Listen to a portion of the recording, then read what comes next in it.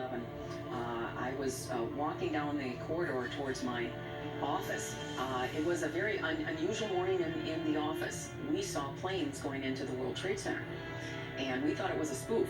You know, we thought it was a movie spoof or something, because who would think that there's planes going into the World Trade Center?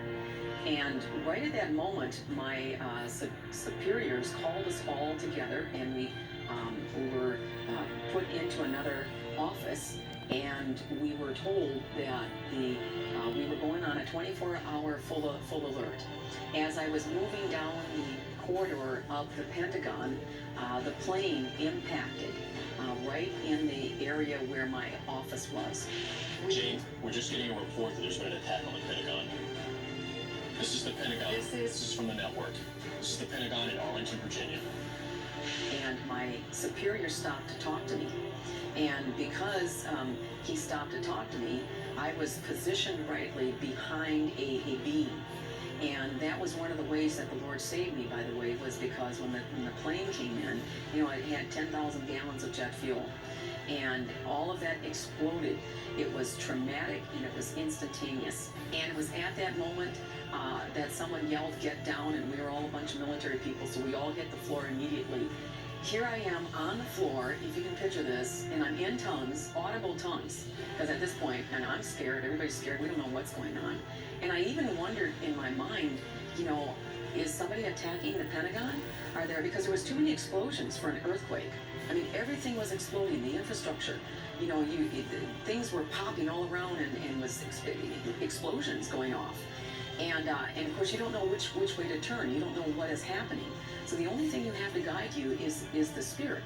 And the next thing that I heard, it just welled up within me, and I heard, "Get out now." I had a colleague that I was in eye contact with. He guesstimated it was about 17 seconds from the time I got up from the floor that I went to that other corridor where God said make a left turn. It was about 17 seconds. Within that time frame, a fireball came through and scorched everybody in its path. That's a miracle. That's a miracle of God. People later came to me. They said, "Linda, when we saw you get off the floor, we knew that you were a preacher and a Jesus freak, and so we were going to follow you out the door." If I had not instantaneously obeyed God, I would have died. And so that's why it's so important, you know, that we hear the voice of God and we obey. And, you know, we've always been positive confessors. We've always been one to follow the teachings of Kenneth Copeland. He's been a mainstream in our life. And we are real big on having the word on the inside of us. You've got to be able to pull that word out right now. And even, you know, when you're learning to hear God's voice, you need to know that those thoughts are lining up with the Word of God. And so but you've got to have it within your spirit. Just guard your heart. Keep that word in your heart, because that's where faith comes from. Keep your heart and your mouth aligned with what God says, and you'll come through. Amen.